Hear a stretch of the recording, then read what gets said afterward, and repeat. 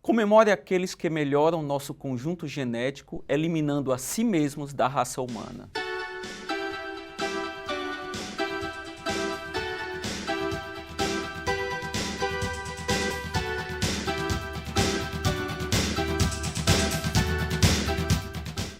Por que algumas pessoas se acidentam mais do que outras? Existe um padrão demonstrado pela psicologia? Será que é um fator hereditário ou tem mais a ver com hábitos adquiridos? Porque nós sabemos que algumas pessoas são incorrigivelmente mais perigosas que outras, né? Seria uma falta de calibração da percepção de risco ou está mais para um desvio de personalidade?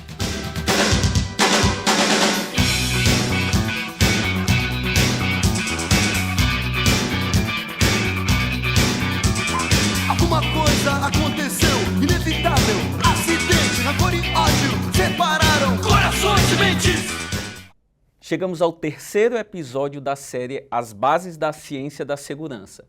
Hoje vamos estudar o terceiro capítulo intitulado 1920 em diante, propensão a acidentes.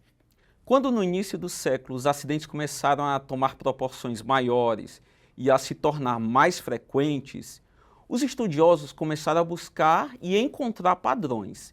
Eles descobriram que algumas pessoas sofriam mais acidentes do que outras. Os primeiros trabalhos estatísticos mostravam isso. Então começaram a levantar uma hipótese.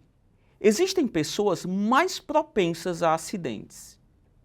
Nos Estados Unidos, um consultor chamado Boyd Fisher publicou em 1922 um livro intitulado Causas Mentais dos Acidentes. Nesse livro, ele cita várias causas para acidentes: ignorância, predisposição, falta de atenção e preocupação. Ele ainda fez uma conexão entre idade e tendência a acidentes. Os muito jovens, assim como os muito velhos, tinham tendência a acidentar com mais frequência. Alô, alô, pessoal com mais de 50. Enquanto isso, na Alemanha, um pesquisador chamado Karl Marby associava acidentes a uma combinação entre fatores hereditários e hábitos adquiridos, ou seja, fatores endógenos, que é algo que vem de dentro da pessoa. Ele não acreditava que treinamento ia resolver, nem de percepção de risco. Ele comparava trabalhadores que se acidentavam a criminosos. Quanto mais condenações, maiores a chance de reincidência. Marby foi um dos primeiros a sugerir testes psicotécnicos para detectar pessoas que não poderiam ser empregadas ou aqueles que só entrariam na empresa depois de uma série de treinamentos. Ele teve mais ideias fantásticas. Cada trabalhador deveria ter um cartão, um registro de quantos acidentes cada um já havia sofrido. E não só isso. Nesse cartão também seria registrado quantos erros o trabalhador já havia cometido. Eu acho que eu ia precisar de um cartão maior do que esse. Na Inglaterra, Eric Farmer, um psicólogo da Universidade de Cambridge, acreditava que algumas pessoas simplesmente não se adaptavam à era industrial. Ele testava os trabalhadores e os dividia em 5 categorias: os trabalhadores controlados, os bons trabalhadores, os pensadores, os ineptos, ou seja, faltava inteligência, e os variados. Já na França, tivemos Jean-Marie Larry, professor da Universidade de Paris, que pensava um pouco diferente. A França sempre um passo à frente quando se fala em compreender o trabalho, né? A propensão a acidentes era uma condição temporária. Era algo que poderia ser modificado agindo nas condições de trabalho ou através de educação do trabalhador. Por falar na França, um psicólogo da Universidade de Sorbonne, Alfred Binet, começou a estudar crianças, incluindo as suas 2 filhas, e publicou um livro intitulado O Estudo Experimental da Inteligência. Ele trabalhou com seu aluno Théodore Simon estudando as crianças e criaram um teste de inteligência chamado a escala Binet-Simon de inteligência. Binet sabia que a inteligência era algo complexo. Era influenciado por vários fatores que não eram inerentes às pessoas ou não estavam sob seu controle. Somente uma parte da inteligência poderia ser atribuída a fatores genéticos.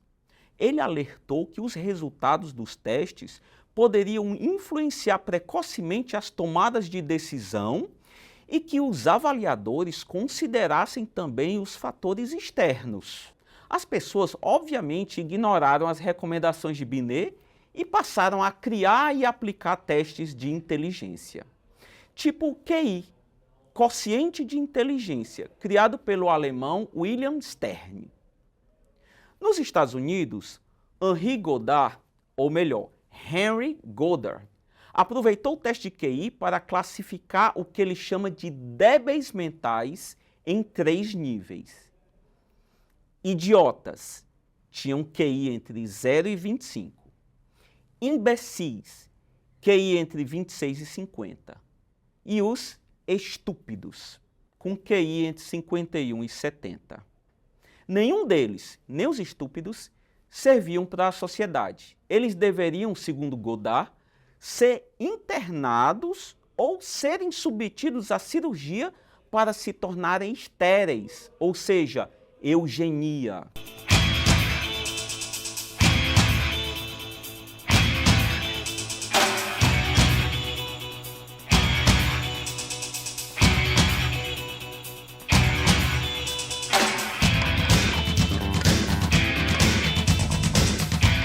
E essa moda de testes pegou com força.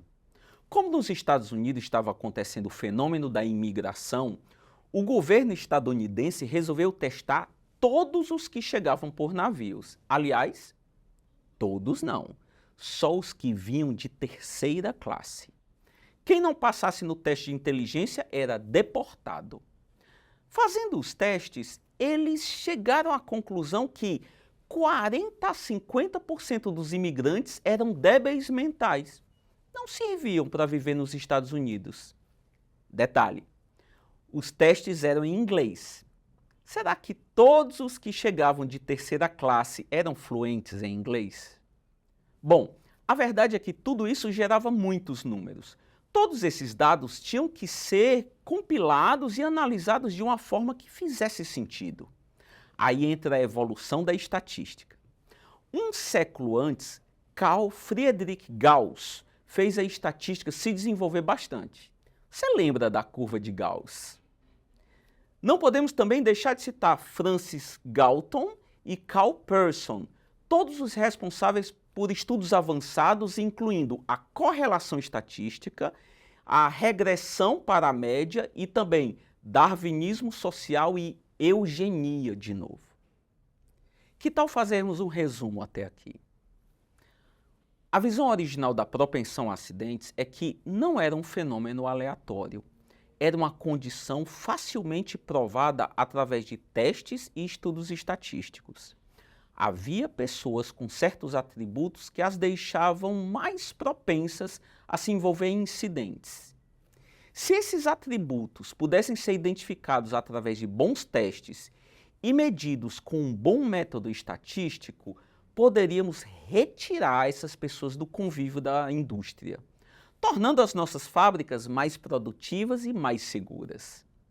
Agora vamos analisar o ambiente industrial dos Estados Unidos, da Europa, nos anos 20. Vamos lá. Trabalho repetitivo dentro de ambientes fechados, aumento significativo da burocracia, linhas de produção com velocidade fixa e riscos que não existiam antes. Nós estamos falando da segunda revolução industrial. Isso era novidade para muitos trabalhadores. E isso tudo faz parte do contexto da época. Então, no meio do século XX, as dissidências aumentaram. O número de publicações sobre o tema propensão a acidentes começou a cair. Outros cientistas começaram a pensar diferente. O mundo precisa demais de pessoas que pensem diferente. Muitos acreditavam que haviam falhas nas bases dessas teorias. Os métodos estatísticos eram duvidosos, pois deveriam considerar outros fatores importantíssimos, como tipo de indústria, o ambiente de trabalho, o desenho da máquina, o layout do setor, as diferenças de turnos. O pesquisador Colin Cameron escreveu em 1975 que os estudos conduzidos nos últimos 20 anos mostram que concentrar-se na interação homem-máquina e no fornecimento de equipamentos de proteção adequados é muito mais eficiente do que tentar identificar pessoas mais propensas a se envolverem em acidente. Agora, a ideia de propensão a acidentes existe ainda hoje. Por quê? Porque é sedutora. É muito fácil acreditar que basta eliminar as pessoas da empresa. É só identificar as maçãs podres. Mas e se alguns profissionais se envolverem mais em acidentes justamente por serem mais habilidosos e por essa razão serem mais demandados? Os mais demandados, obviamente, têm maior exposição ao risco. Tem médicos mais envolvidos em casos de erro do que outros. Ok, disso eu não duvido, mas e se esses médicos forem os que aceitam os maiores desafios justamente por serem mais experientes, mais habilidosos e mais destemidos? Quem tem mais vontade de salvar vidas se expõe mais. Tá fazendo sentido para você?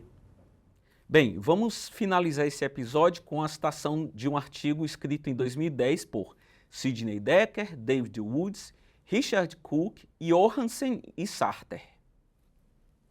Os profissionais experientes já aprenderam a lidar com a complexidade de ter atividades simultâneas, metas conflitantes e informações incompletas.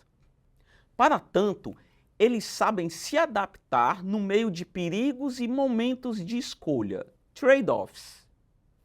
Eles sabem criar segurança e fazer o trabalho acontecer.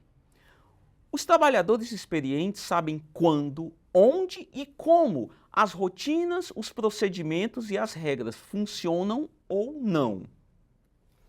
Gente, eu vou repetir esse trecho, que ele é a base da nova visão de segurança. Escuta com bem atenção e pensa um pouco sobre isso. Vamos lá. Os trabalhadores experientes sabem criar segurança e fazer o trabalho acontecer. Até o próximo.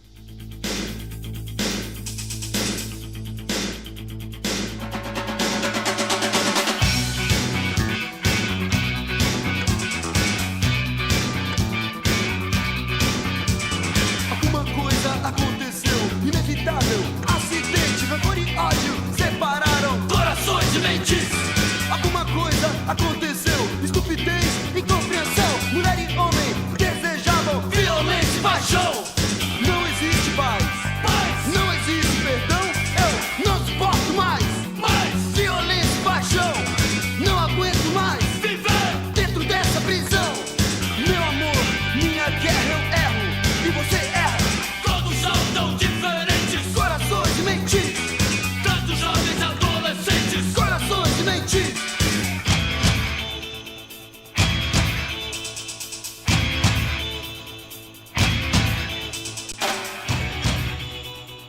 Uma água, estou com a língua presa aqui. Arrr.